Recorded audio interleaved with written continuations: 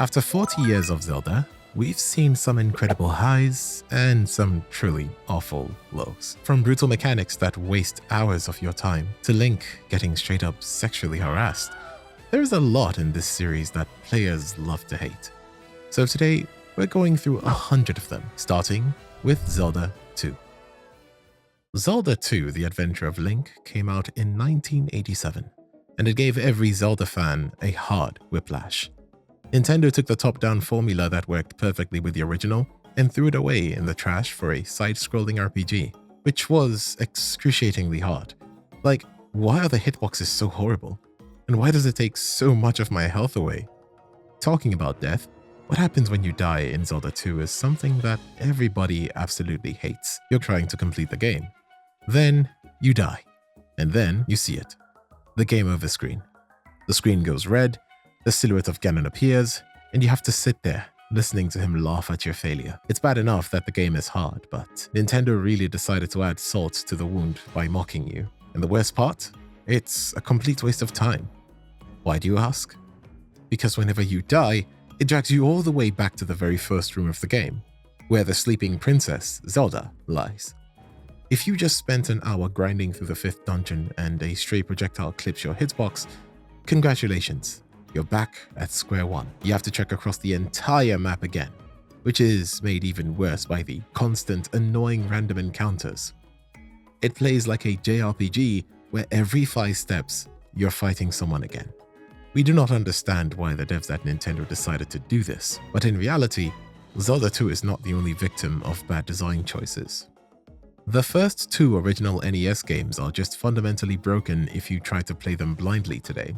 Back in the 80s, you had a physical manual filled with hints, or you'd call the Nintendo Power Tip line when you got stuck. Now, if you try to jump into these games without a wiki or a YouTube guide open up on your phone, you're finished.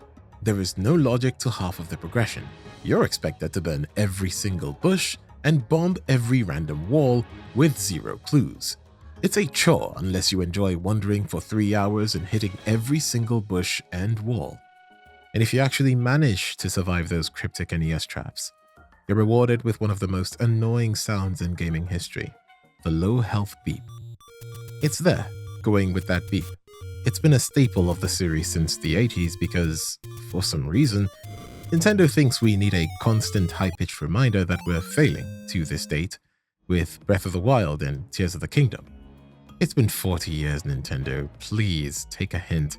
We do not want that low health beep. Well, something the Switch games did was fix the vanishing rupees.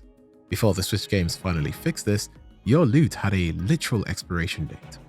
You clear out a room, the floor is covered in rupees, and then the blinking starts. It's this frantic, desperate scramble to pick up everything before it just vanishes. There's nothing more depressing than watching a purple rupee blink 3 times and evaporate because you were half a second too slow, and poof. 50 rupees is just gone, just like that. Talking about vanishing rupees, we have to talk about the sheer stupidity of wallet limits. Before the Switch games came along, you couldn't just carry a fortune. You had to earn the right to be rich by finding bigger and bigger bags. There is nothing that kills the vibe of a dungeon faster than finding a massive treasure chest, opening it up and seeing a gold rupee worth 200, only to realize your wallet is already capped. The original Twilight Princess had it the worst. Link would literally pull the money out, realize he couldn't fit it in his pocket, and put it back in the chest. You just did all the work to solve a puzzle or kill a mini-boss, and your reward is a chest that's still locked because you don't have the wallet capacity. Speaking of Twilight Princess, we have to talk about the absolute scam that is the magic armor. The game hypes this thing up like it's the ultimate endgame gear. You have to finish a massive quest line that involves giving a literal baby full control of a shop just to get the price down to something manageable. You spend hours grinding for cash, finally buy it, and put it on, only to realize that it's a scam. Unlike the version in Wind Waker, which actually protected you when you got hit, this armor drains your money every single second you're wearing it. It is bleeding your wallet of rupees, and the moment your wallet hits 0, you see a different side of it. The armor loses its gold color and turns a depressing gray, and it slows you down, so you might as well remove it completely. Also, if you are enjoying this video, feel free to like and subscribe so we can make more. It goes a long way, so let's get back to the video. There's too much praise for the modern games. Let's talk about something we hate about the modern Switch games. Something that has got players completely divided in the comment sections of forums and YouTube videos. Weapon durability. Now, some fans will tell you this encourages creativity and forces you to use your toolkit, which sounds great on paper until you're actually playing. In reality, it just turns every cool discovery into a source of anxiety. You find a unique Royal Claymore or a flaming greatsword, and after a few swings at a moblin, it's gone. It breaks in your hand. Too great for a Royal Claymore. It completely kills the excitement of finding loot when you know your reward is going to shatter into blue sparkles after hitting 3 basic enemies. Except for the Master Sword, nothing feels permanent or special. But the Master Sword has its own flaws in the game. Even the Master Sword, the literal blade that seals the darkness, isn't safe from this. You go through hell and back to finally pull it from the stone, only to realize it isn't even the strongest weapon in your inventory. And because it follows the same annoying rules as a tree branch, it breaks and forces you to wait through a 10-minute recharge period. In Breath of the Wild, we at least had the Trial of the Sword DLC to buff the damage and durability, so it actually felt legendary. But in Tears of the Kingdom, there's nothing. You can fuse a silver linel horn to it to artificially boost the stats, but the base durability is so pathetic. It's the ultimate icon of the series, yet it spends half the game sitting in your inventory on a cooldown timer because it ran out of energy fighting a couple of slimes. Then there is the rain. You're inches away from the peak, your stamina is flashing red, and the sky decides to open up. Link immediately loses his grip and slides 30 feet down the rock face like he's covered in grease. It turns the most basic part of the game into a literal slippery slope. Nobody likes it. In Breath of the Wild, the Korok seeds are a pain in the butt to gather.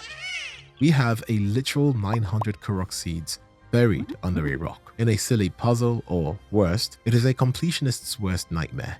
It's the same repetitive yahaha over and over until you start hearing it in your sleep. After spending hundreds of hours wandering aimlessly to find them all, your ultimate reward is quite literally a golden pile of poop. Got us with that one, Nintendo. Yeah, real nice. Anyways, Ocarina of Time has to be one of the most influential games in the Zelda series, but the companion, Navi, is its weakest link. I know my editor is going to cut this out, but I'm going to do it anyway. Hey, listen! Just hearing those 3 syllables is enough to trigger a knee-jerk reaction in players. Navi was supposed to be a guide for the series' jump into 3D, but Navi was nothing but simply annoying. You're in the middle of a dungeon, and she starts dive-bombing your face and screaming for attention just to tell you that the door is locked. Yeah, Navi, I can clearly tell that it's locked. Thank you for your observation, though. I appreciate that. She treats the legendary hero like a toddler who's never seen a button before. It's just a constant, high-pitched interruption that breaks your momentum to state the absolute obvious. Staying on Ocarina of Time, a part of Ocarina of Time that everyone hates is the Water Temple. It's a true test of patience because I have seen a ton of players lose their mind over the Water Temple. It's already infamous for being a confusing mess, but the real crime in the 1998 version is the Iron Boots. Back then, they weren't an item you could just assign to a button. They were equipment. This meant every single time you needed to sink to the bottom of a pool, you had to pause the game, navigate to the subscreen, swap your boots, and wait for the game to unpause. Then, you'd walk 3 feet, hit a switch, and have to repeat the entire process just to float back up. You spend half of the dungeon looking at a menu screen instead of actually playing the game. The big Goron side quests from Ocarina of Time has to be one of the most painful parts of the game as well. It's a stressful quest that turns you into a literal errand boy. You're hauling blue chickens, souls, and giant eye drops across the entire map, but then come the timed tasks. 3 minutes to get a mushroom to a hag, 4 minutes to get eye drops from a lab in a lake to a giant on top of a freezing mountain. One wrong turn or one annoying enemy encounter and the timer hits 0. You're done. You have to start the whole delivery sequence over again. And at this point, I don't even want the big Goron sword anymore. The Ocarina of Time's overworld Hyrule field is quite empty for a legendary game. It is just a large, empty green field. There's absolutely nothing between the locations but a few pea hats and an endless sea of grass. The game tries to trick you into exploring, but every time you go off the path, your reward is just another hole in the ground with a cow or chest containing 5 rupees. You're just running in a straight line, watching Link's tiny legs move as fast as they can while the sun rises and sets 3 times before you even get to the castle. One of the worst enemy types in Ocarina of Time is the Gold Skulltulas. Just to get the Gold Skulltula curse lifted, you have to hunt down all the Gold Skulltulas. And guess what? There are a total of 100 Skulltulas in the entire game. The reed scream is painfully one of the worst things in the Zelda franchise. The DREADED scream is a universal trigger for Zelda players. That loud screeching scream. Everything stops, Link freezes in terror, and you're forced to watch this clay-faced freak slowly walk toward you while you mash buttons that do absolutely nothing. The 3-day cycle in Majora's Mask is an anxious person's worst nightmare. You're managing a deadline that's literally staring you in the face from the sky. It's a type of panic that sets in when you're halfway through the Stone Tower Temple and the screen starts to shake because there are only about 6 hours left. You're forced to choose between rushing a boss fight with no health or playing the Song of Time and losing every single bit of progress you've just made in that dungeon. The worst part about it is that it resets every single thing. The small keys, the puzzles, and the shortcuts. Even the consumables are not spared by the Great Reset, stripping away your arrows, bombs, and rupees. Only the banked rupees are saved. The masks in Majora's Mask are supposed to be the thing that makes the game unique, alongside the time mechanic. However, most of the masks in the game are absolutely useless. You spend hours on an elaborate side quest only to be handed something like the circus leader's mask, which has 0 purpose outside of one tiny interaction. Or Kamaro's mask, which exists purely to do a weird dance for a heart piece, and then never to be used again. You literally cannot play this game without stopping every 5 minutes to whip out the ocarina. Want to slow down the clock so you don't die? Song of Time. Need to warp to a different region? Song of Time. You are playing the same note again and again and again and again and again just to go through all of that again. The stealth sections in Wind Waker are absolutely the worst. There is a universal law in gaming. If your game isn't built for stealth, don't add it there. Don't try to be Metal Gear Solid or Hitman. In the N64 games, stealth was usually just a quick detour. In Wind Waker, it's a slow-motion nightmare. You're inching through a sea fortress, praying a guard doesn't spot your toes poking out of a bucket. And if you get caught, there's no fighting back. You get snatched up and tossed into jail just like a common criminal. You have to break out, climb all the way back up, and restart the entire agonizing crawl from scratch. The Triforce Shard quest is the worst in the Zelda games. Just when you think it's the end of the game, you're hit with the Triforce Shard quest. Instead of letting you find these pieces naturally in dungeons, the game forces you into a mandatory fetch quest for 16 separate items. You have to find 8 charts just to find the 8 shards. It's a massive late game grind with 0 variety and nowhere to go but back out onto the water to stare at the same blue horizon for hours. It was so tedious that the director, Eiji Aonuma, actually apologized for it. The next thing in Wind Waker that's more annoying is the voices. Nintendo skipped actual dialogue and instead had every character emote through these bizarre high-pitched grunts and moans. You've got moments like Link being stuffed into a cannon while his voice clip loops in this weird rhythmic uncomfortable way that just goes on for way too long. These random vocal pops and squeaks completely kill the vibe during serious scenes that would have worked way better if everyone just stayed quiet. The medley escort is another painful part of the game. The Earth Temple is just a long, tedious babysitting mission. You have to constantly play the command melody just to move Medley, which stops the action every few minutes. If you leave her alone to solve a puzzle, a Floormaster will snatch her away and drag her back into the cage, forcing you to backtrack and save her. The Great Sea is massive, which means you basically live and die by fast travel, but in Wind Waker, fast travel is a little different than the other games. You're forced to sit through the same musical sequence and watch the same tornado animation hundreds of times just to move across the map. It turns a basic quality of life feature into a repetitive musical chore.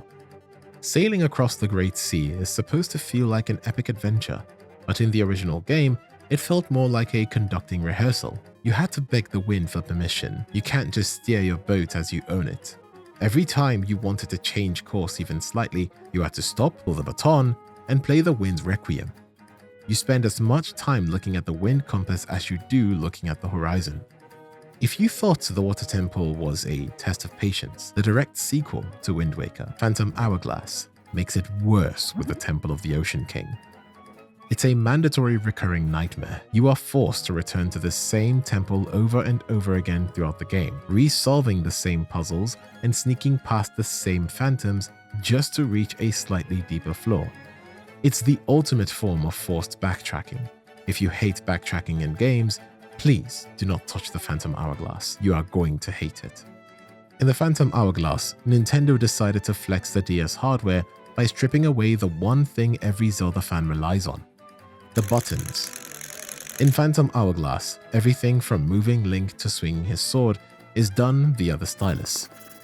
While drawing a path for your boomerang is a neat gimmick for 5 minutes, trying to navigate tight corridors or dodge boss attacks by tapping a screen feels clunky and imprecise. For many players, it's a constant reminder that the game is more interested in showing off the touchscreen than providing a comfortable classic Zelda experience. Sailing in Wind Waker had its issues, but at least you felt like you were steering a boat. In this sequel, you just draw a line on a map and watch the SS lineback move on its own. It's basically a glorified loading screen where the only interaction is occasionally tapping a cannon to shoot at a leaping fish. Combine that with puzzles that are significantly easier than its predecessor, and a soundtrack that, aside from a few themes, is largely forgettable, and you have a game that feels like Zelda. It's a sequel that lacks the grand scale and emotional weight of the original, and basically a complete letdown compared to the Wind Waker. While Phantom Hourglass tried to bring the vastness of the Great Sea to a handheld, the camera often felt like it was working against you. Because the game is locked into a top-down bird's-eye perspective to accommodate the stylus controls, you're constantly dealing with major blind spots. Unlike the console games, where you could swing the camera around to see what was lurking behind a corner, you're stuck with a fixed angle. Twilight Princess, in the beginning, had one of the coolest bosses, Zant. For 90% of the game, Zant is built up as one of the most chilling villains in the entire series. He's the Usurper King.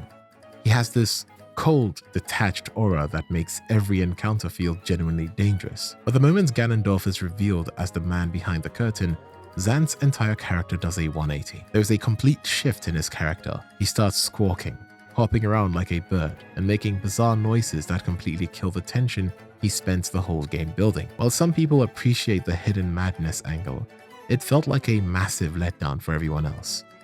Twilight Princess has some of the most creative items in the franchise, but it also has the worst habit of making them completely useless after you're done with the dungeon. Take the spinner, for example. You're literally riding a giant ancient Beyblade along rails, and it's easily one of the coolest mechanics in the entire series. But once you clear Arbiter's grounds, those rails basically vanish.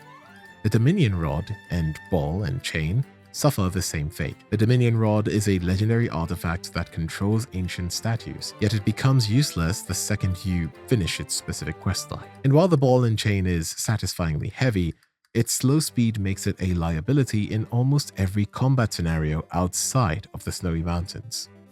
The Dark Nuts design in Twilight Princess is undeniably cool. They look like legitimate threats in a game that otherwise feels a bit too easy.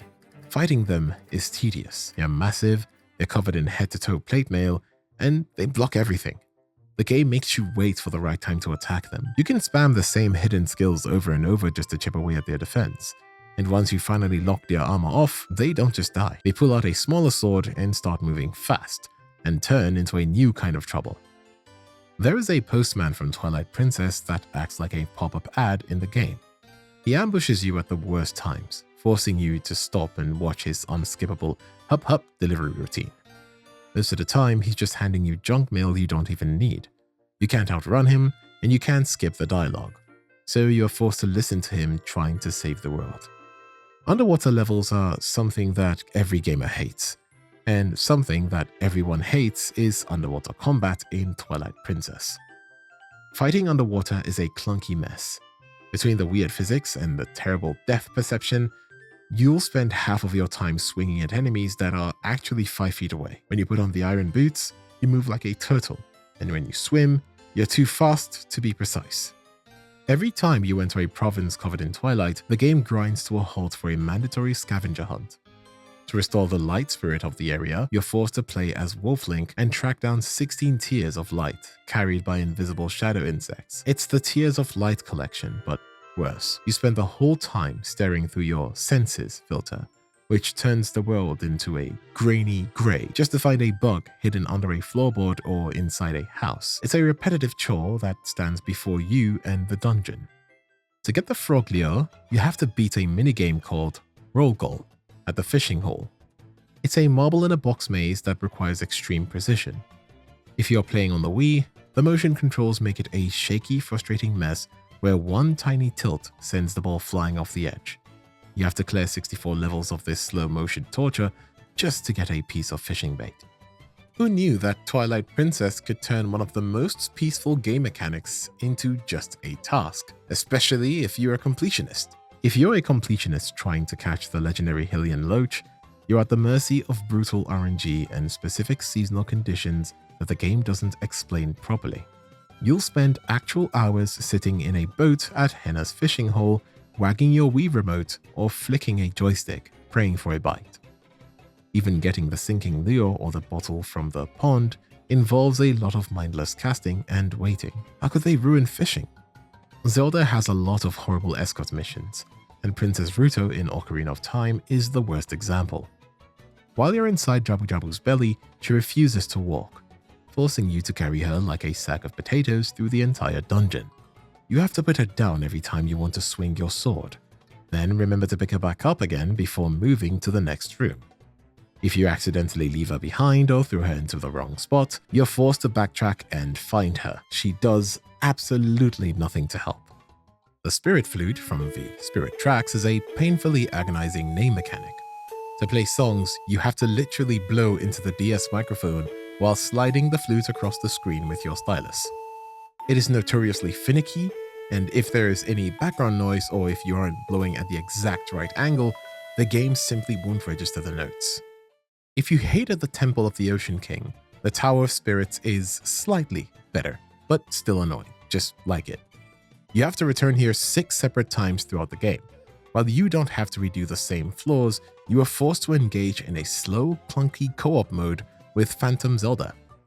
You have to draw paths for her using the stylus, wait for her to slowly clank across the room, and protect her from phantom eyes.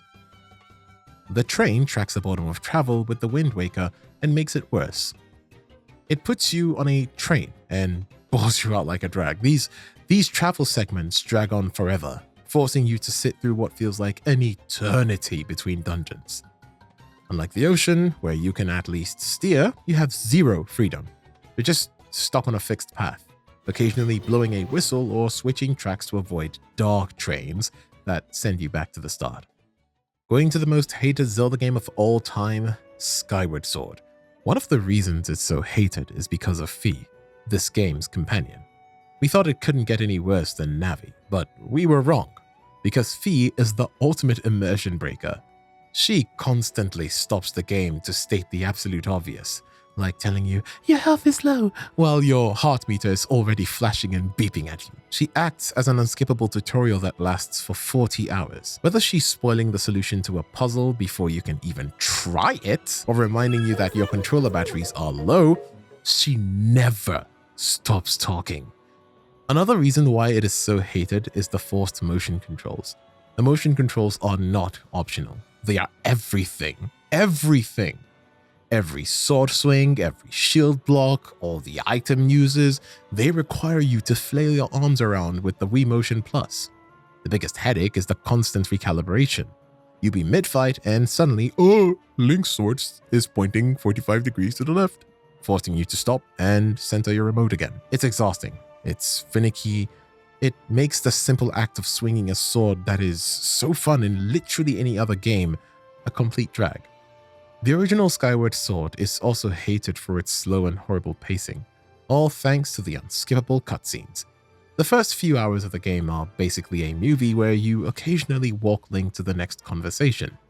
If you die during a boss or try to replay the game, you're forced to sit through the same long-winded dialogues and cinematic sweeps over and over.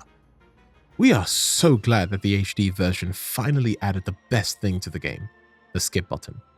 Another reason why it's so hated is because of the way it treats players. It treats you as if you've never played a Zelda game before. The first few hours are a massive gauntlet of forced tutorials in Skyloft, where every NPC feels like they need to explain basic concepts like how to walk and how to talk to people. Every time you pick up a collectible item, like a bug or a piece of amber for the first time in a play session, the game pauses to show you an unskippable text box explaining what it is when we already know. We already... Anyways, for some reason, Nintendo decided to go with a linear route with Skyward Sword. It is known to be an open-ended game, but Skyward Sword went the opposite direction, becoming the most linear game in the series. The whole game is a series of segmented levels. You can't walk from the forest to the volcano. You have to fly back up into the clouds and dive down somewhere else. It lacks the open magic that other Zelda games had, and fans hate that about it. Flying your Loftwing should have been a high-flying adventure, but it mostly feels like a slow, empty commute. The sky is massive, yet there's almost nothing in it. Just a few tiny floating rocks with a single chest on them. The motion controls while flying make it even more unbearable. If there is one thing Skyward Sword loves more than motion controls, it's making you fight the same boss 3 separate times. The Imprisoned is a massive, toe-heavy monster that you have to stop from climbing out of the pit. The first time is a decent spectacle. The second time, he grows arms. By the third time, he's flying. Despite these small changes, the core gameplay remains repetitive. You hack at his toes, watch him fall over, and pound a spike into his head because you're forced to return to the sealed grounds over and over to do this. One of the pain points of the next game, A Link Between Worlds, is Ravio's rental tax. Instead of finding items in dungeons, you rent almost your entire arsenal from a guy named Ravio. But the problem?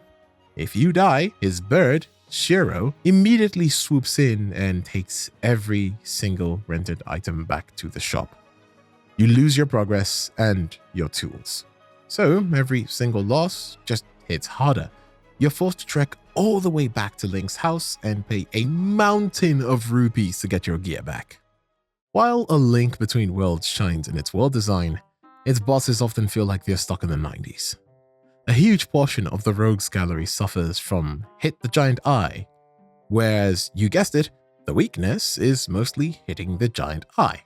Whether it's Margomil, Darkstare, or the Gemosaur King, the strategy mostly revolves around use item to reveal eye, then whack it. Since the game lets you tackle dungeons in any order, the bosses can't be too complex, which results in a lineup of villains that feel weak and forgettable. In the older Zelda games, the dungeons were the best part of the game. You had the eerie atmosphere of the Forest Temple, the puzzle box complexity of the Great Bay Temple. Each had their own music, enemies, and a unique touch. In Breath of the Wild, the divine beasts throw all that variety out of the window. Every single one of them shares the same brown and grey Shikatek aesthetic with glowing blue lights.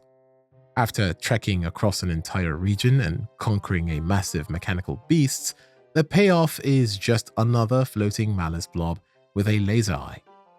The Blight Ganons are easily the least inspired bosses in the series because they lack individual identity.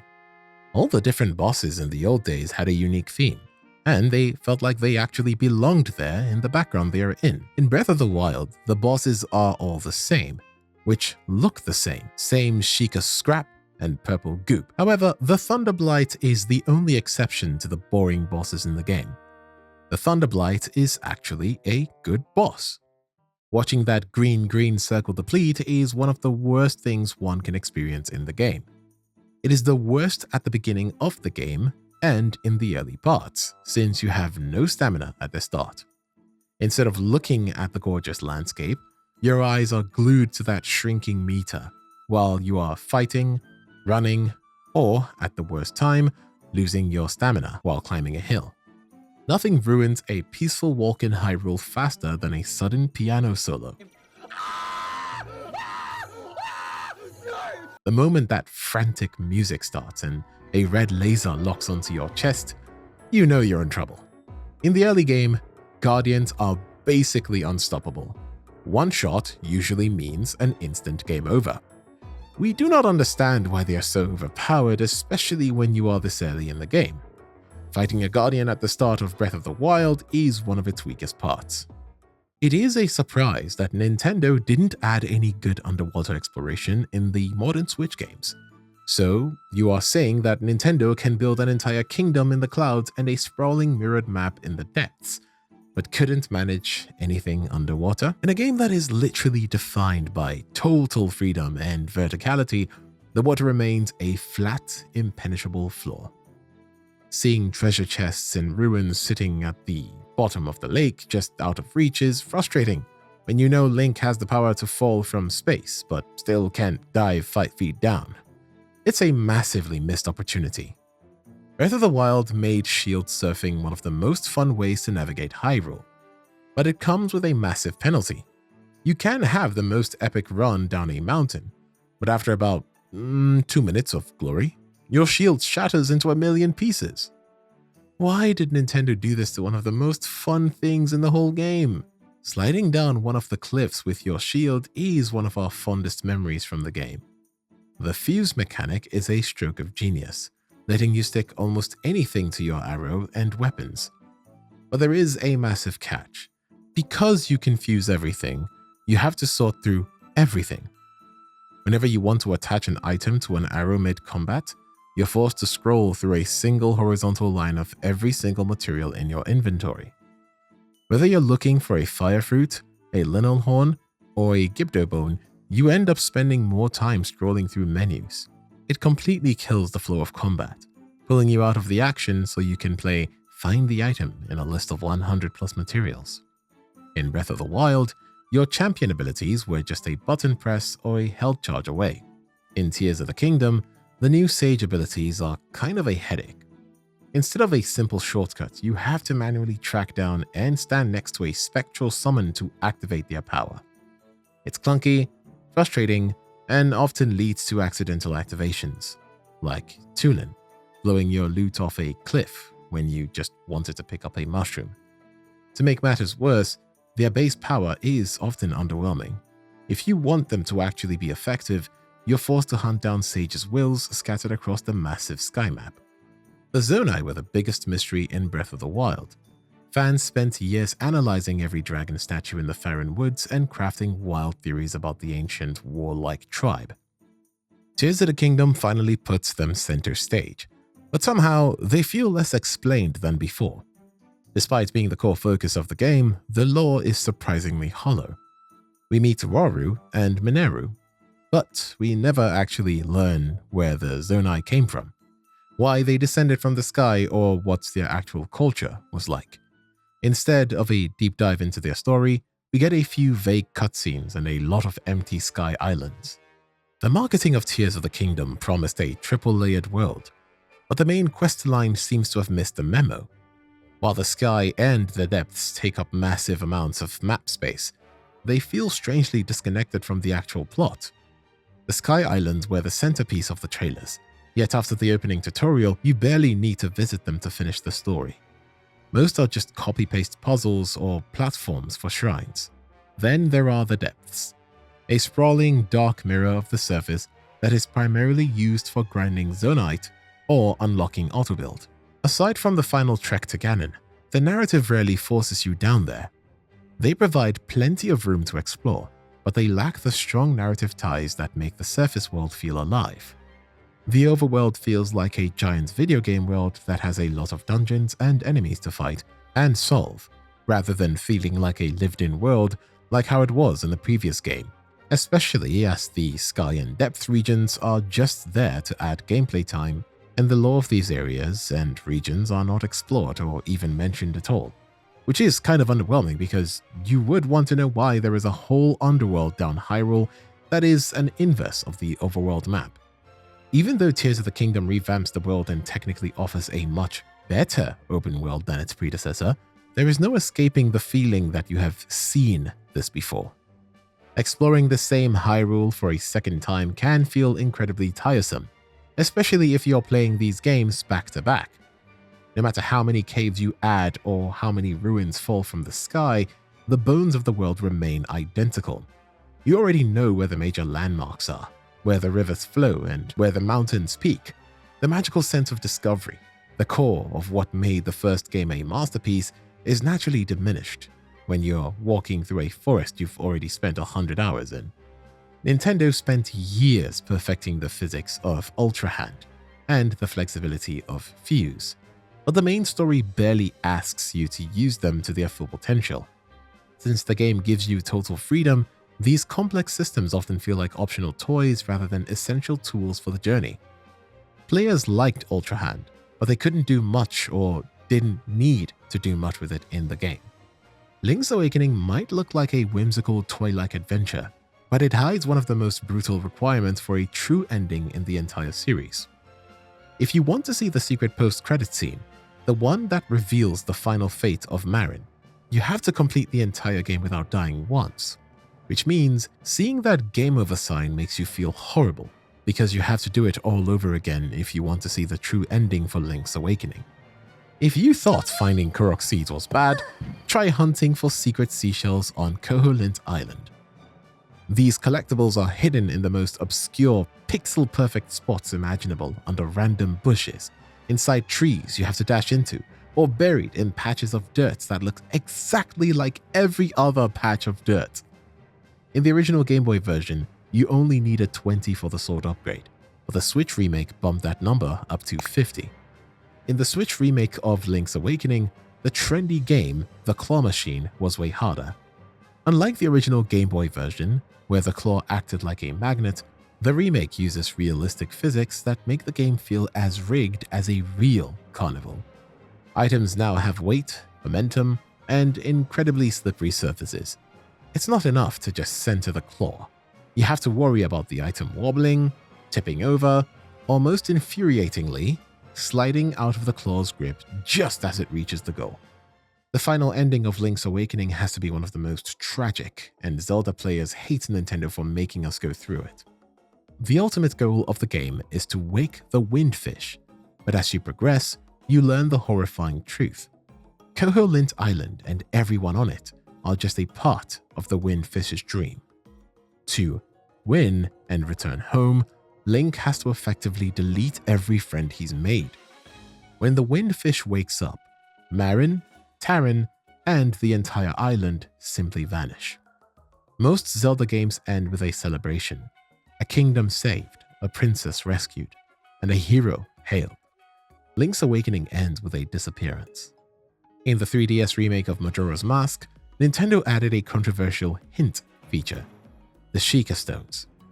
These are massive glowing stones, one is located right inside the clock tower for example, that Link can crawl into to see visions.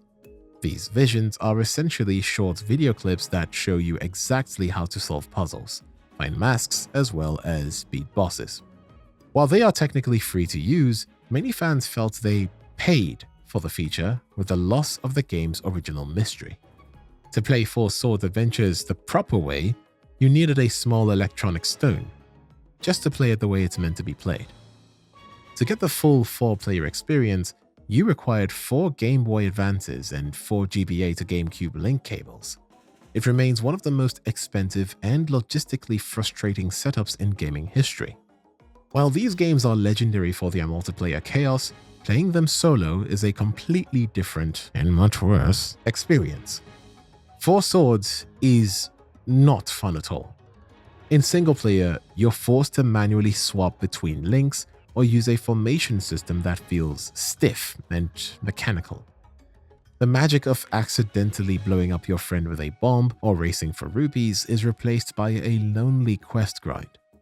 In the Minish Cap, the Kinstone fusion mechanic is treated like a mandatory hobby for every citizen of Hyrule. To progress, find secrets, or unlock heart pieces, you have to find the Kinstone pieces and match them with NPCs who just happen to have the other half. The game forces you to do this a lot. There are around 100 possible fusions, and it quickly turns from a neat discovery tool into a repetitive chore. Every time you fuse, you're pulled into a slow, unskippable animation, followed by a cutscene showing a chest appearing or a door opening somewhere else on the map. It kills the pacing of the adventure. If you wish to 100% the Minish Cap, you have to survive the most tedious gacha mechanic.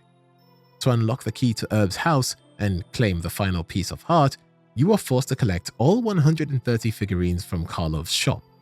It's a massive time sink. You have to trade mysterious shells for a chance to win a figurine. At first, it's easy, but as your collection grows, the success rate for finding a new one drops significantly.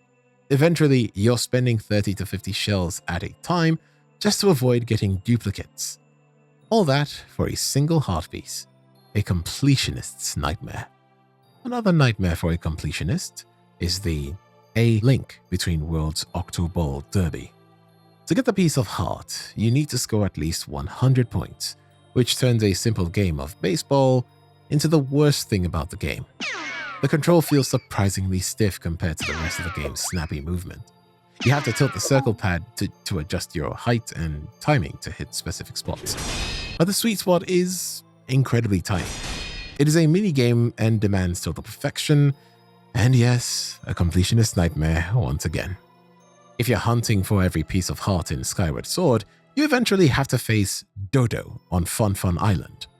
Despite the name, this minigame is a nightmare of precision and bad timing. You get shot out of a cannon and have to skydive through balloons to maximize your multiplayer. But the real pain is the landing. You have to drop onto a spinning wheel and hit a specific 50 rupee slot. As the wheel spins so fast, you have to predict exactly where it will be several seconds before you actually land. One tiny mistake means you fall into a lose zone, forcing you to pay more rupees and sit through the entire cannon flight all over again. There is nothing fun about this minigame. One of the worst NPCs of Skyward Sword is the robot Scrapper, which is very annoying to deal with. Scrapper has a massive attitude problem, spending most of his screen time calling Link Master Short Pants. Alright. Master Short Pants, as well as treating him like a total nuisance. The weirdest part of his personality is his obsession with Fee. He constantly simps over her, calling her Mistress Fee, and doing anything she asks with creepy enthusiasm, while simultaneously acting like Link is a piece of trash stuck to his gears. This personality clash makes his escort mission one of the most annoying tasks in the game. The other entitled character in the game is Farron, the water dragon. Her personality is that of an entitled monarch who refuses to help unless her every whim is satisfied. First, she demands that you fetch sacred water just to heal her, and later, she decides to flood the entire Farron Woods just because she felt like cleaning it. That's not how cleaning works. Completely disregarding the fact that she nearly drowned the local Kikwis. To top it all off, she forces you into the infamous Tadtone Collection quest. Instead of just giving you her part of the Song of the Hero, she makes you swim around a flooded, murky forest to collect musical tadpoles. Another fetch quest. Why did she try to clean that? Never mind. Talking about annoying characters, the Great Fairies and what they do to Link is something we have to talk about. The upgrade process is easily the most uncomfortable part of Breath of the Wild. In Wind Waker, if you want to complete the Nintendo Gallery, you take a picture of everything in the game. To unlock every single figurine, you are forced to take a high-quality, perfectly framed photo of every creature, NPC, and boss in the entire game. The hurdle starts the moment you try to get the deluxe pictograph box. You have to jump through hoops for Lenzo on Windfall Island in a multi-step errand that feels like gatekeeping, just so you can finally take photos in color.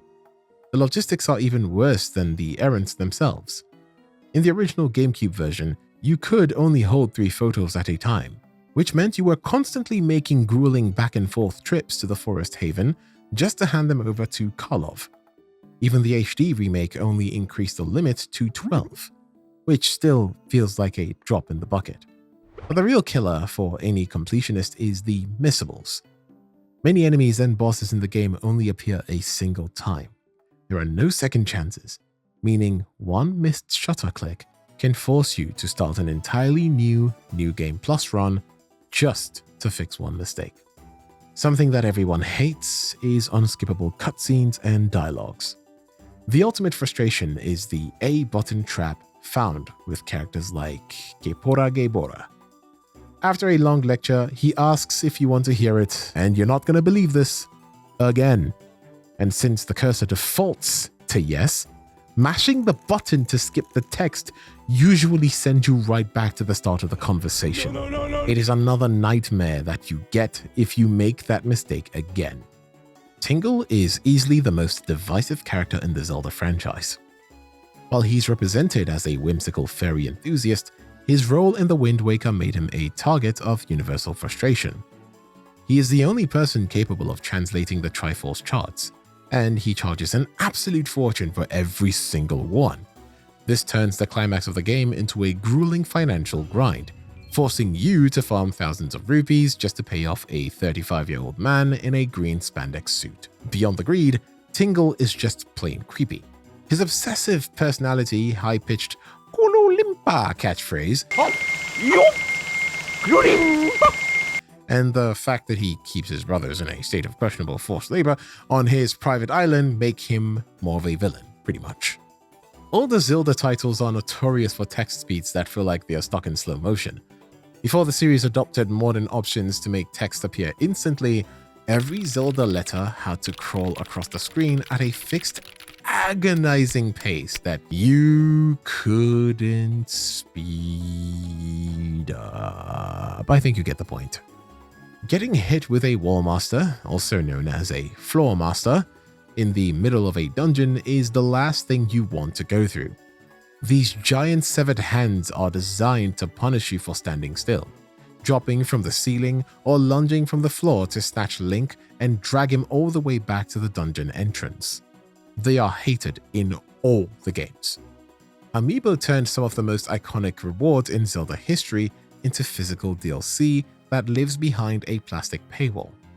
Instead of earning the Hero of Time tunic through a quest, you are forced to tap a specific toy to your controller and hope the RNG gives you what you paid for.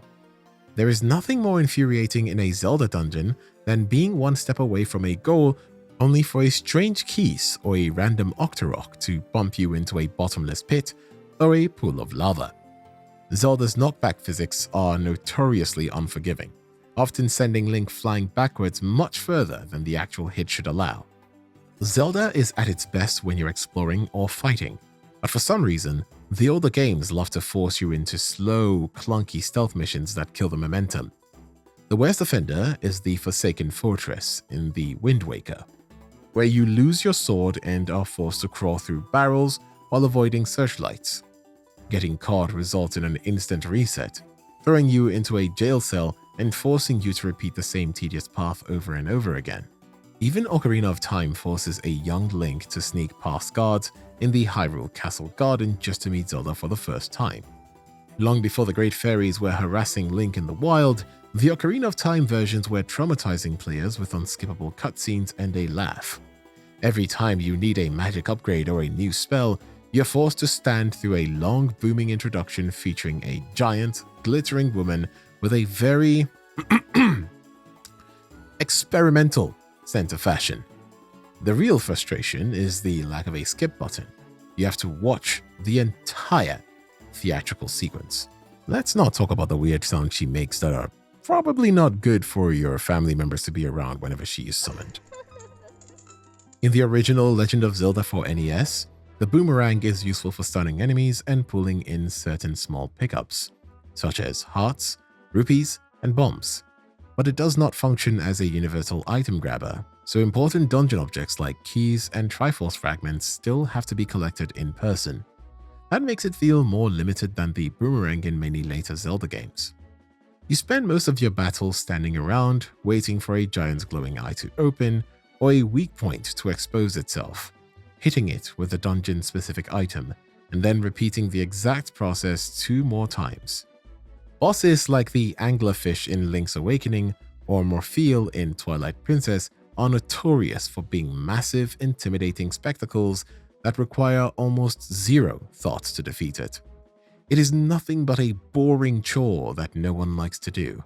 But you still gotta do them, and you gotta wait, even if you can do it easily. Timed torchlighting puzzles are the ultimate test of Zelda movement physics, and usually they are just a massive source of anxiety. The premise is always the same. You have to light 3 or 4 torches in a specific order before the first one flickers out. This sounds simple, until you are fighting with a clunky camera from the N64 era or trying to aim a fire arrow while a timer is ticking down in your head. One missed shot or a single second of getting stuck on a piece of geometry means the whole room resets, forcing you to start the tedious loop all over again. Before the series adopted a more forgiving grid system, all the Zelda games were notorious for pixel-perfect block puzzles that could ruin a dungeon run. In titles like the original Legend of Zelda or A Link to the Past, pushing a block just a fraction of an inch too far in the wrong direction often meant you were permanently blocked from reaching a chest or a door. Since there was rarely an undo button, your only option was to leave the room, wait for the screen to transition, and walk back just to reset the blocks to their starting positions. In the original Legend of Zelda for the NES, the concept of a secret was often synonymous with bad luck. Unlike every game that followed, there were absolutely no visual clues like cracks or discoloration to indicate that a wall could be destroyed.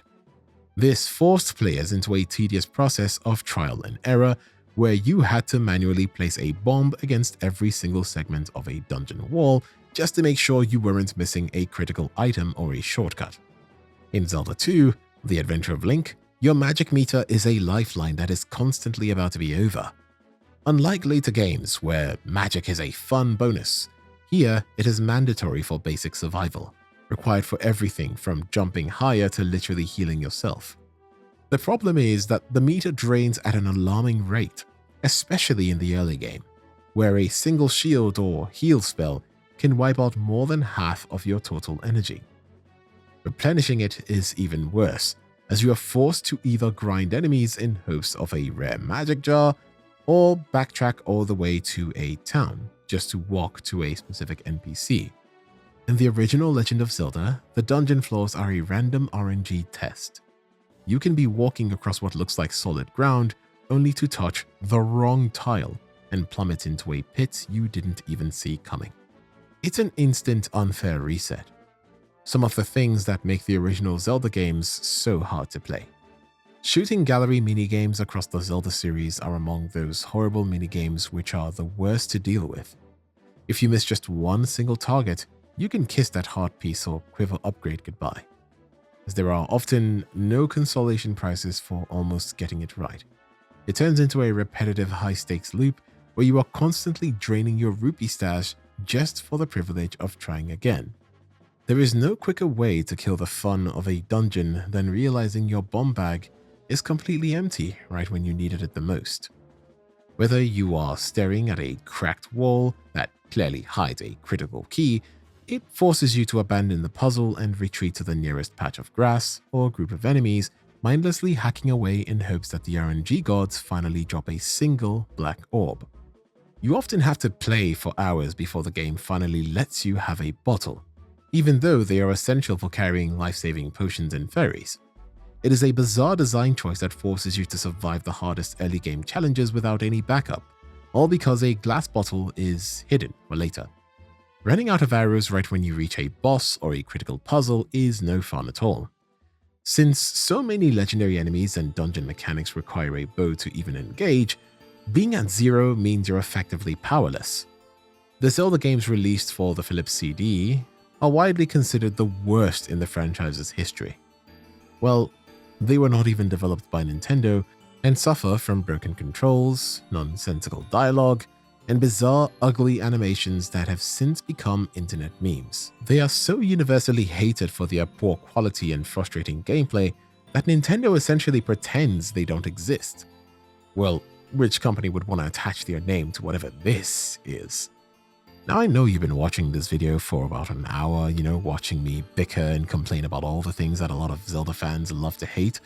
But despite all the tedious mechanics, annoying side quests, and frustrating characters, we still really love this series. More than almost anything. So, if I had to say what the most hated thing is for a Zelda fan, it's waiting for the next Zelda game. Definitely. After pouring hundreds of hours into every corner of Hyrule, and finally seeing everything there is to see, you're left with nothing but silence for years at a time. And we hate that feeling of being done with Zelda and having to wait for it. So, yes. Whoa, that was a lot of hating. But don't get too pessimistic. As much as we dislike certain things about the series, it's definitely one of the most beloved franchises you can hope to, love. So, out with all that negativity, let's talk about some positive stuff. So, feel free to watch our video on why Breath of the Wild's open world works so perfectly. Be sure to take care of yourselves, and I will see you in Hyrule once more.